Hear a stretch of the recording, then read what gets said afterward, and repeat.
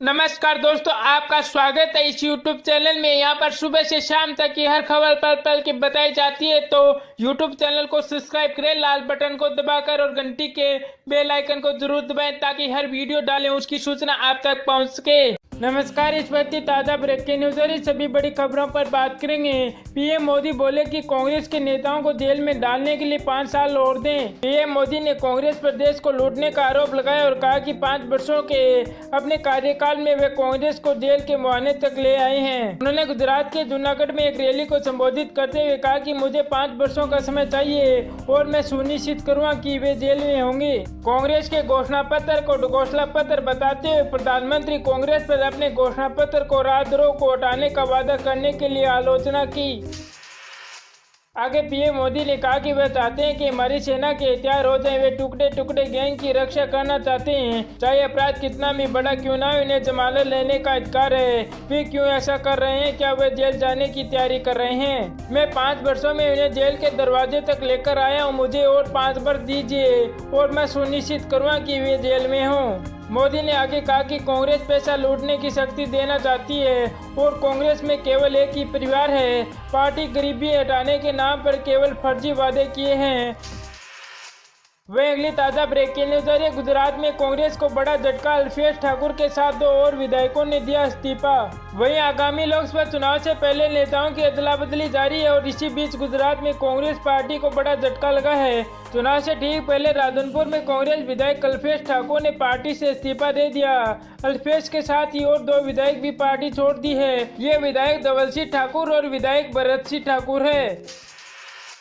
वहीं अल्पेश ठाकुर 2017 विधानसभा चुनाव से पहले कांग्रेस पार्टी में शामिल हुए थे। कहा जा रहा है कि अल्पेश पाटन लोकसभा सीट से चुनाव लड़ना चाहते थे, लेकिन कांग्रेस उनकी बजाय पूर्व सांसद जगदीश ठाकुर को टिकट दे दी। पार्टी ने सावरकुंडला लोकसभा सीट से संगठन के एक सदस्य को टिकट देने की ठाकुर सेना की मांग को भी नजरअंदाज कर दिया।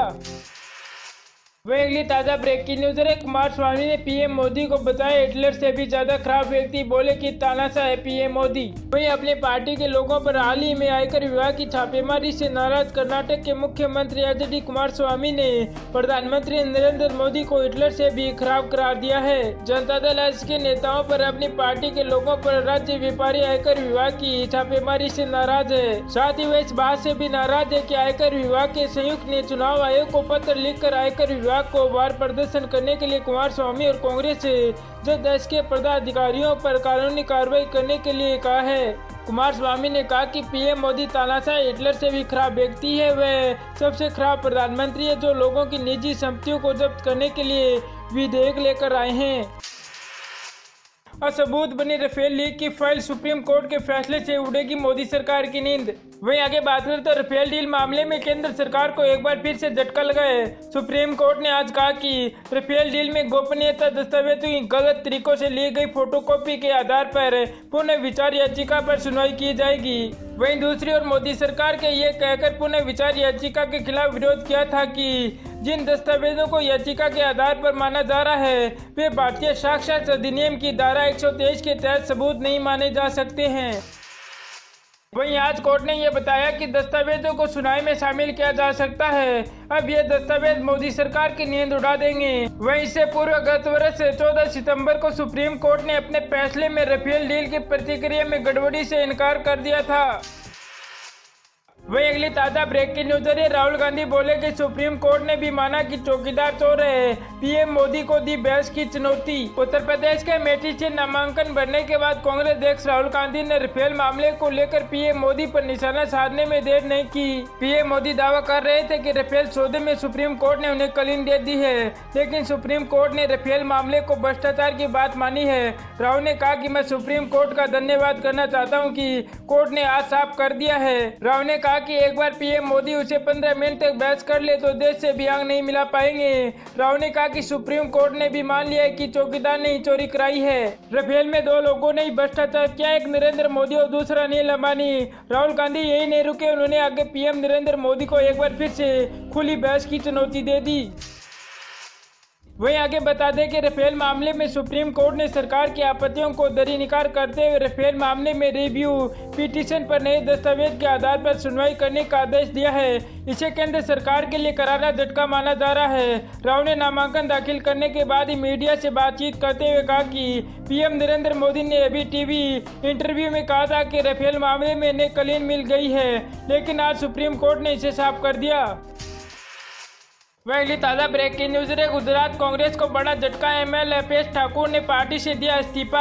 कांग्रेस को बड़ा झटका लगा है। लोकसभा चुनाव के पहले चरण की वोटिंग से महज कुछ घंटे पहले कांग्रेस नेता अल्पेश ठाकुर ने पार्टी छोड़ने का ऐलान कर दिया। अल्पेश ठाकुर गुजरात के राधनपुर विधानसभा सीट से कांग्रेस के विधायक थे।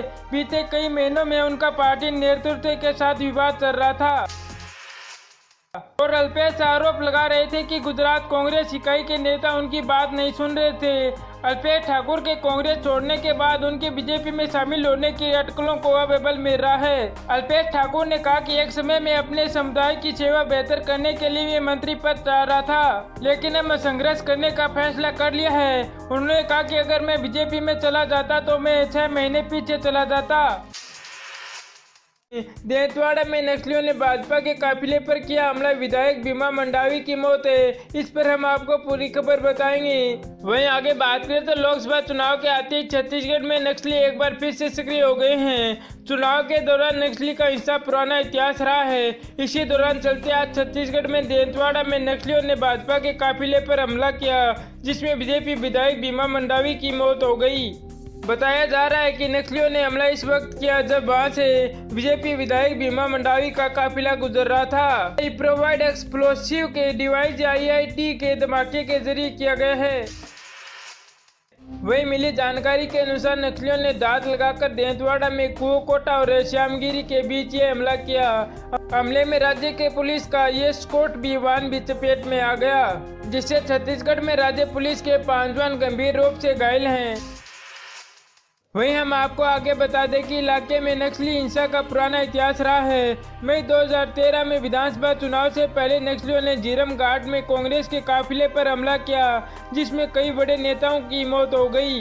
वहीं 2014 के लोकसभा चुनाव के पहले नक्सलियों ने दरबा इलाके में ही CRP के दल पर हमला किया, जिसमें 15 जवानों की मौत हो गई।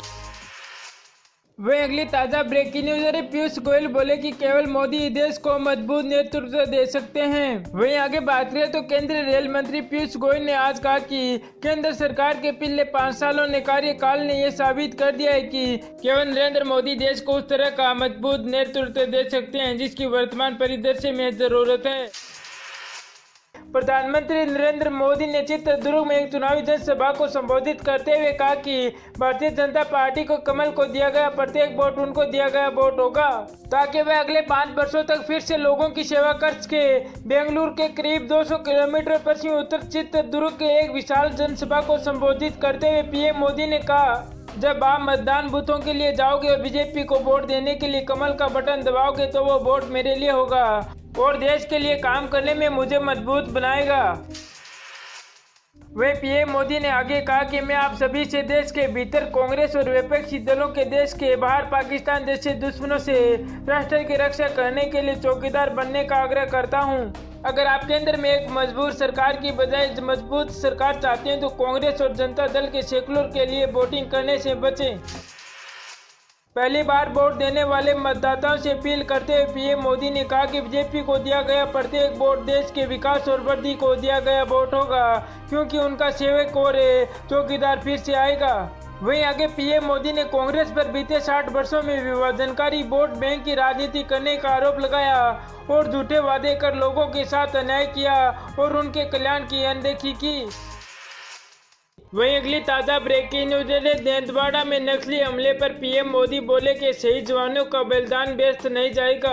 वहीं आगे बात करें तो छत्तीसगढ़ नक्सली हमले में बीजेपी को झटका लगा। पीएम मोदी ने देंतवाड़ा नक्सली हमले की निंदा की। उन्होंने कहा कि मंडावी बीजेपी के समर्थक कार्यकर्ता थे। छत्तीसगढ़ के नक्सली प्रभावित देंतवाड़ा में नक्सलियों ने बीजेपी विधायकों के काफिले पर हमला कर दिया। जानकारी के मुताबिक नक्सलियों ने बीजेपी विधायकों के काफिले में एक शामिल एक बुलेट प्रूफ कार को निशाना बनाया और धमाका कर उड़ा दिया।